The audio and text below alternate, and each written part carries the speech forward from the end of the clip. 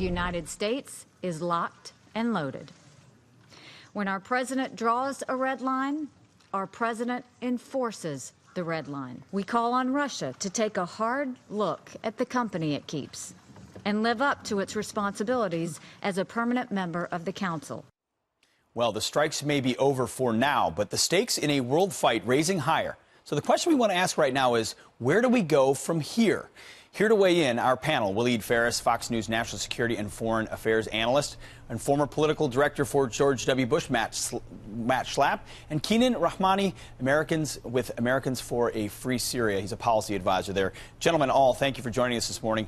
Walid, let me start with you. The mission accomplished with these strikes was meant to send a signal to Assad and his the folks that support him in Russia and Iran. But how do they further any sort of resolution in that region going forward? Well, number one, mission accomplished means that the tactical mission, though it was a very large tactical mission, was successful. Whatever was the objective, the tactical objective was achieved. Now, beyond that, we'll have to wait to see the reaction. Will the Syrian regime understand and stop using chemical weapons? Will the Iranians and the Russians stop supplying whatever they're supplying to the Assad regime? Is the next stage. Thirdly, we need to be on the initiative. It's not just waiting for Assad to decide when he's going to use these chemical weapons or not. So in my view, and I've made it public many times ago, eastern Syria is where the football game is going to be. We have 2,000 troops there. Yep. The Russians are not present there. And it's very important to be able to connect with a border that is secure for us, which is the Jordanian border. So my call would be close that gap on the Iranian link between Iran, Iraq, and Syria. Matt, the president ran on America First foreign policy, doesn't want to fight stupid wars in the Middle East as he has used. So he's hit this strike, this tactical mission accomplished. But what do you see as the administration's goals after this?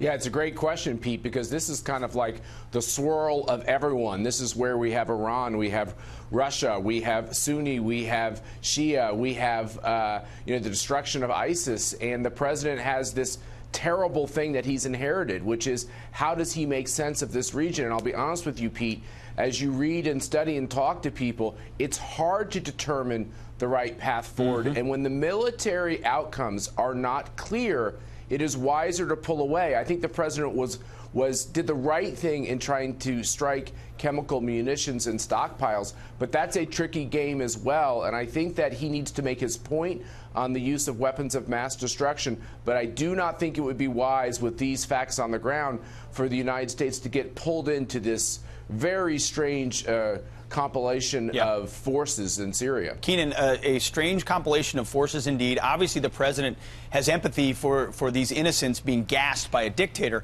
but he also has limits on what he wants America to be doing there. As someone who's intimately knowledgeable about what's happening on the ground in Syria, what is your expectation of the future? I mean, absolutely. No one wants a never-ending conflict in Syria and a never-ending U.S. presence in Syria. But the president said he was going to put a cost for the Assad regime, for Russia and Iran, for their use of chemical weapons and for their slaughter of innocents. And it doesn't look like this was that cost. It looks like Secretary Mattis has undermined the president's agenda against Iran. And we saw that with the Iran deal, and we're seeing that now, that the president is unable to have a real cost on Iran. Why do we have 80,000 Iranian militias in Syria? These are threatening the United States, they're threatening our allies.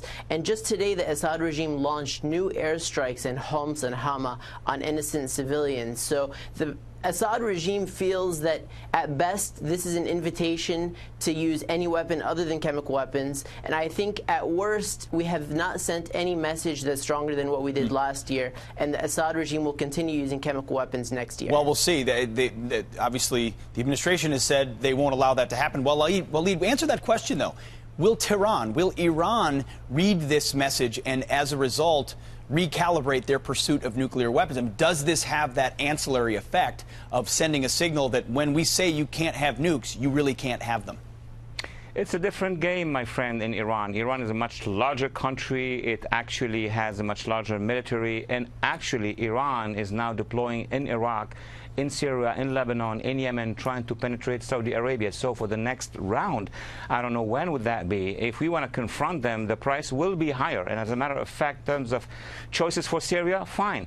If we don't want to go against the regime, that's a good choice. But if we actually allow Iran to stay in Syria, next crisis will be on the Jordanian borders. They will be on the Saudi borders. So it is not something we can escape forever.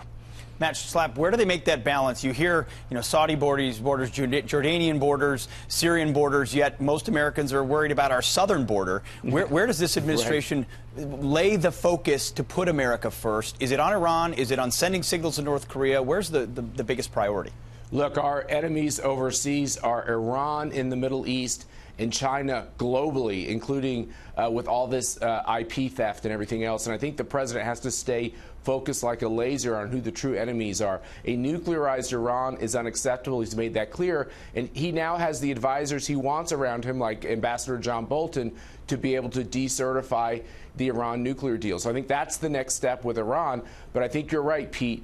It is about what is in the American interest, and it is not in the American interest for us to be pulled into wars all over the world, especially between radicalized Shia and Sunni. Some of these battles are not battles that American troops should be in the middle of. Kenan, we only have a moment. Brief answer, please. Do you see Assad using chemical weapons again? I think he's going to think about it, and I think when it comes to the American interest is to stop the Assad regime, to get a political transition there, so that the Assad regime, which is harboring ISIS and harboring extremist Iranian militias, can be brought to justice and can be stopped from committing these atrocities against civilians. We shall see. Three smart guys, Walid, Matt, Kenan, thank you for your time this morning. We really appreciate it. Thank you.